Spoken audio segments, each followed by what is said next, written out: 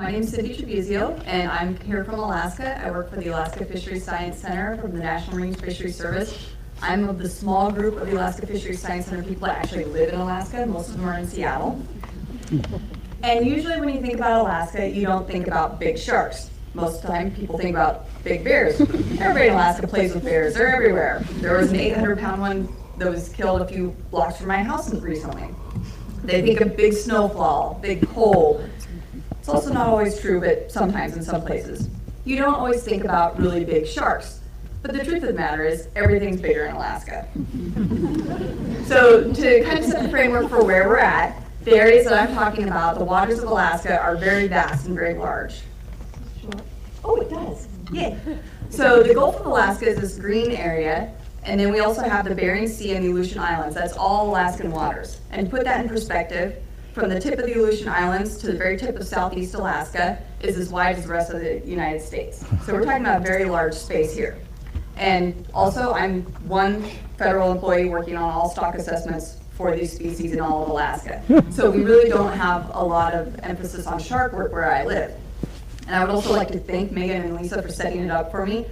I do the stock assessment, I do the quantitative fisheries biologist, and I also do some of the stuff that Lisa does. So I straddle both of these fields.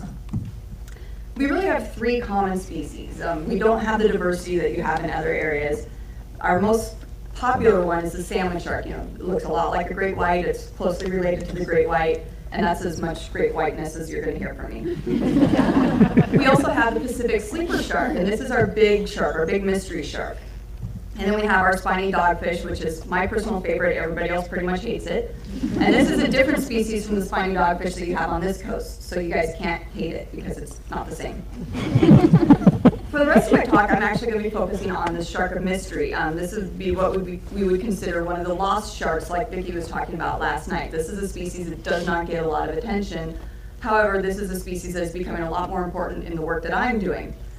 One big problem is we really don't know a lot about this species of shark. And I would venture a guess that this man took this picture but did not actually go out and hunt this with his shotgun. This picture is from 1920. It's taken in southeast Alaska. And this was probably an animal that was caught in early Pacific halibut longline gear and then ended up washing up on the shore. But it's a great picture. Pacific sleeper sharks are very, very large. Like I said, we don't know a lot about them. We have never caught a mature animal in any of our research surveys. And the picture here is about as the biggest one that we've seen in research surveys. And as far as we know, they're still not mature animals. We have had a few studies that have looked into what they eat and found a lot of things like squid, salmon, seals, other things that move quite rapidly, which you would not expect a fish called a sleeper shark to go and eat. And they found, sorry, I just lost my train of thought.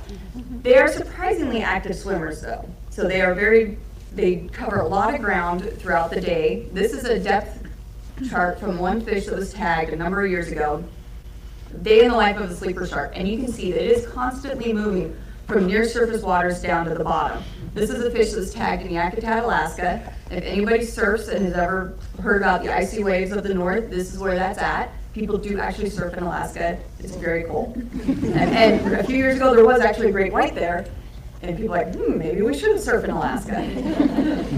So you can see that all day long, this sleeper shark is up and down the water column. It's moving all day. It doesn't even appear to have a rest period in there. But the story of sleeper sharks is really a story of sharks that are often caught, but really hard to study. They're caught often by commercial fisheries. They're usually caught in hook and line fisheries, these longline fisheries. And in this picture, this is an animal that's been brought up. And this is reason number one why they're really hard to study or why they're hard to get is because this is a very large animal that is a very small hook, and shortly after it breaks the surface of the water, it falls off the hook and swims away. However, most of them are not actually caught like this. Most of them are caught more like this, where they get tangled up in the ground line, the rope gets wrapped all around their gills, oftentimes it'll suffocate and kill them, or they get wrapped around their body or around their tail, and this is actually a very dangerous situation for the fishermen on board. There's a lot of tension on this line, and it'd be very easy for the line to snap, or even sometimes the hooks hook each other, and if they come apart, hooks can start flying, so it's a very dangerous situation. They've got to get the shark out of the line as fast as possible. And in cases like this, where the shark is already dead, the easiest thing to do is to cut its head off, they can get the line out, get the line on board, and it's safer for everyone. The bad news is the shark is dead.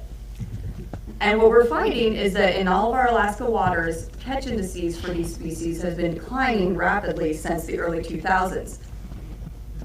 And this is consistent across many, many surveys. And this is only an image from one survey I've looked at, but this is universal across all of our scientific surveys that I've been able to get data for these species.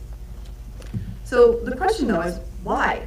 Are we actually catching too many? Are the fisheries catching too many sharks? It's possible. It might also be possible that there has been a distributional shift, especially with climate change. Maybe these species don't like the current water temperatures, and so they're moving somewhere else.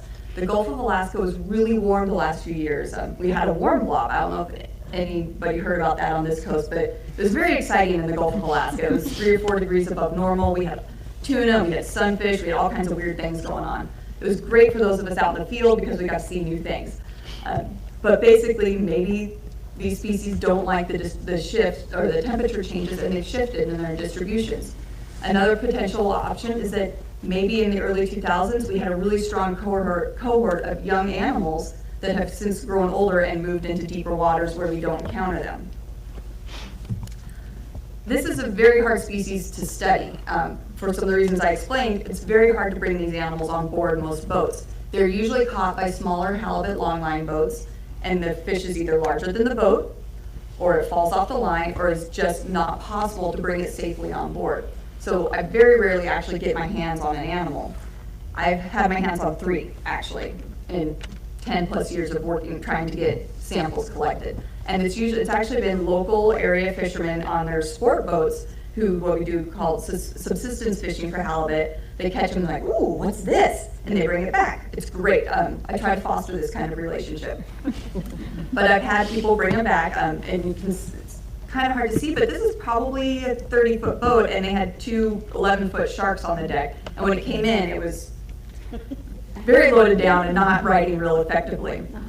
So they caught these in halibut longline gear. This one was actually caught just wrapped up in a crab pot line. There weren't even hooks on it. It was trying to get at the crab pot and roll up in the line, and that was just a few weeks ago. So I've been able to get just a handful of animals to study, and I have to base everything that we're using for stock assessment based on just a handful of animals and a few literature studies that have been done. So we have to make use of absolutely everything we can when we get hold of one of these. And so I take the time to take interns out, and we cut up everything. We measure everything, we sample everything, we record absolutely everything we can get our hands on. And in here I'm actually trying to get the jaws out, which is very hard to do because these are incredibly soft cartilage species that I literally was cutting the cartilage with my fingernails. It's so soft. That's why we have a really hard time aging them. In fact, we can't yet. We haven't figured it out.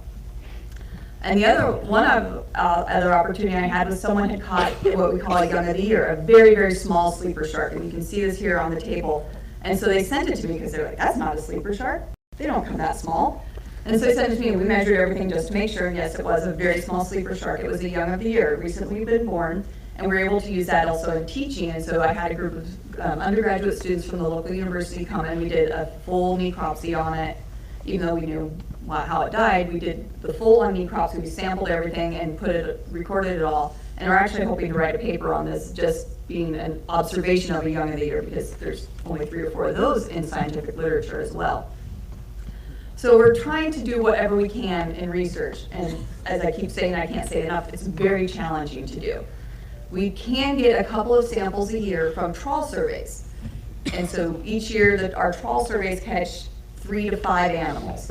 And so every year now I have them collecting samples. We're getting genetics. And we can actually get that from any animal caught because you just reach over the side and take a plug of tissue.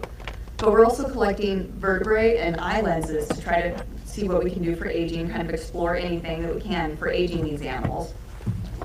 And we also hope to expand on some tagging work that was done a number of years ago. And you can see another reason why these are called sleeper sharks. This is a very complicated cradle we have here, and it literally just laid there. It did nothing.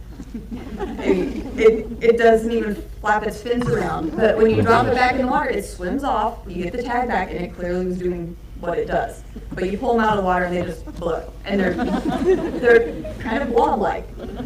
So we're hoping to expand on some of that tagging work in the next few years. And this initial tagging work was done to see if they are truly feeding on stellar sea lions, which were endangered marine mammal in Alaska. And so we're hoping to continue on with that work into the future.